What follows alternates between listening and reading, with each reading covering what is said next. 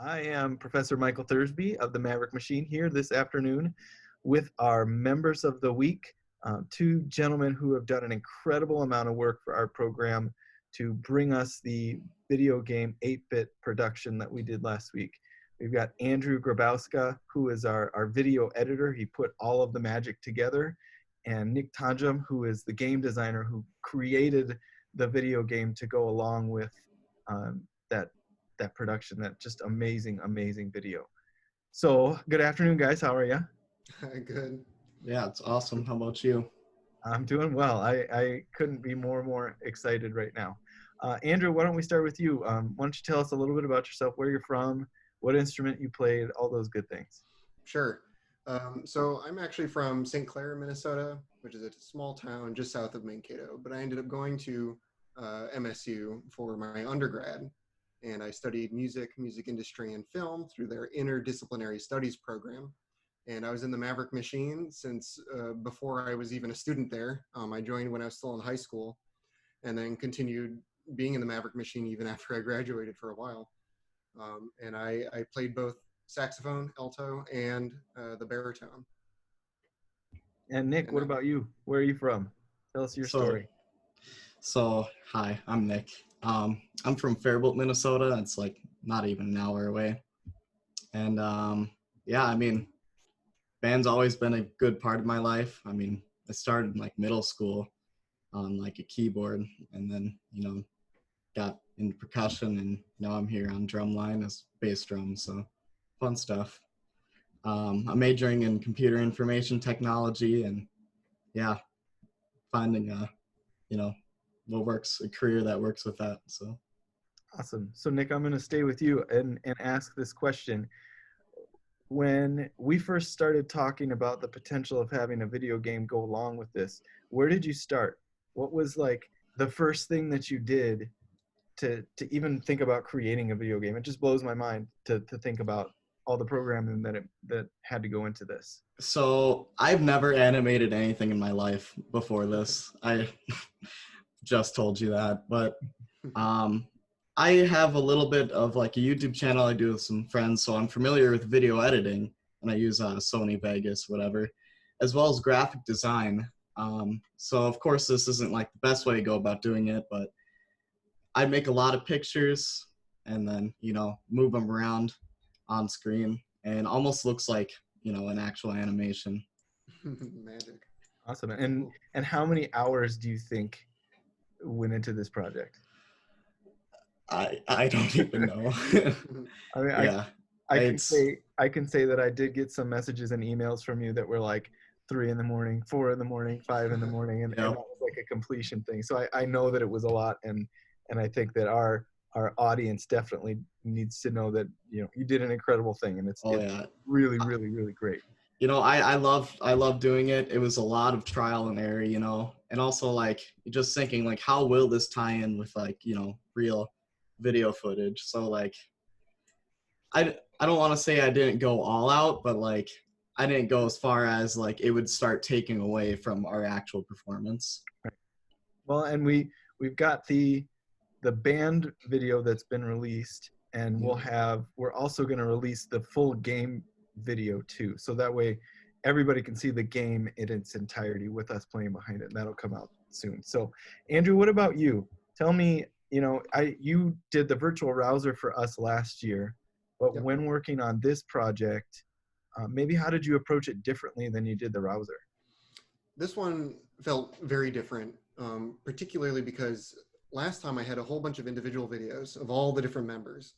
And so I had much more finite control over the whole video. I had a lot of, I could piece together a whole puzzle or like a mosaic on the screen. And I couldn't quite do that with this project because I had the bigger sections.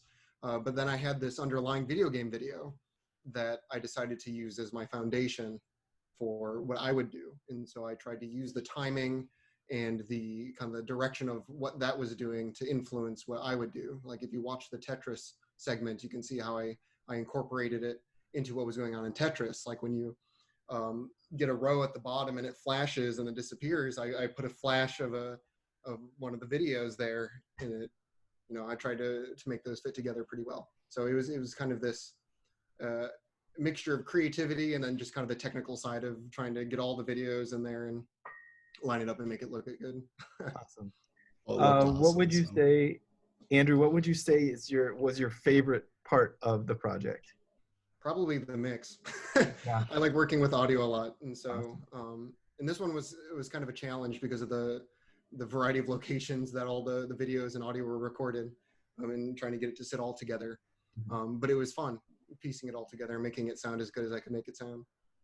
Do you want to quick show us your workstation and maybe something what that Yeah, I looks can do like? that. Sure. Take off my headphones for a second. Maybe not. Maybe I can do without that. Whoa. So just Okay. in an apartment in Georgia. I am in an apartment in Georgia. Now you can Here see we are. yourselves. So I've got one desk. I got a keyboard over here, and I got an audio interface and the headphones and stuff, 2 monitors, and that's pretty much all I use. I got little Pokemon figurines over here for the mood. Nice. Yeah. Awesome. Nick, what about you? What was your favorite part of the project? Just figuring out how, like, I don't know. So I based all the animations around like the music that was going on, like as Andrew pointed out, like the flashing at the bottom of the Tetris that was like right on beat with one of the snare hits. And I mean, just figuring all that out was like difficult, but it was fun. Yeah. Like I like doing this. I noticed that your percussion animation was great. It was like very, very accurate too, especially the bass drums and the tenors. Yeah, well, there's one snare drum solo in there towards the end of Tetris where like his hands are moving pretty close to what the actual rhythm is, which just it blows me away. It's awesome. Yeah. Nick, do you want to show us anything of your lab?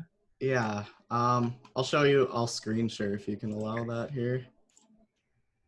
Yeah. You know how to allow that? There's an option somewhere. You should be good. Do my full screen here. So here were all the files that went into actually making the animation. So we have, if you look closely, you can't really zoom in on these, but here's every individual animation of the, I hate technology sometimes, the quads. You can see them like doing their thing. These are all different images. And close out of that. And yeah, just a lot of different, here's banner for the form I sent out. Here's a project file for the front screen here. I have all these little things that went into it. I can just take out, this is just straight text. I graphically made all these. One thing I'm really, really proud of, and like, actually, I did not know how to tackle this before I did this, but I was thinking to myself, how am I going to animate like the whole band, every member? Like, that would require me to like actually know what they look like and like talk to every single person. But actually decided to incorporate some skills from high school that I've developed to make a form that I sent out. So it allows them to put, what instrument they are. Wow. Give them, option, skin tone, and then like eye color, and pretty much anything. And I got quite a lot of responses. I think it's almost the full band. And from this, I used Google Sheets. Basically, I deleted a lot of the things when I was done with them and I actually got them done. I still have people in. Basically, I could search up their name here. So if we can do Cade, it would generate, basically based on their form responses, a character, which I would screenshot and then put into large groups like these here. So yeah, that's pretty much all I got. That's great. Again, for the people who are watching this, the insane amount of work that went into putting this together. I went in the other day to the files that I had shared with Andrew, and for one of the 3 tunes, I think it was Pokemon, there was like 30 videos that he combined into one. And imagine that for each of the 3 songs, somewhere between 20 and 30 videos for each of the songs, then the audio that went into it. And that's not even including the game and the work and the hours for the game. So just one more time to Nick and Andrew, thank you so much for all of your work. Absolutely incredible. We're really, really proud of it. And it's definitely great to be Mavericks. It is. I'm glad to be a part of it. Same here.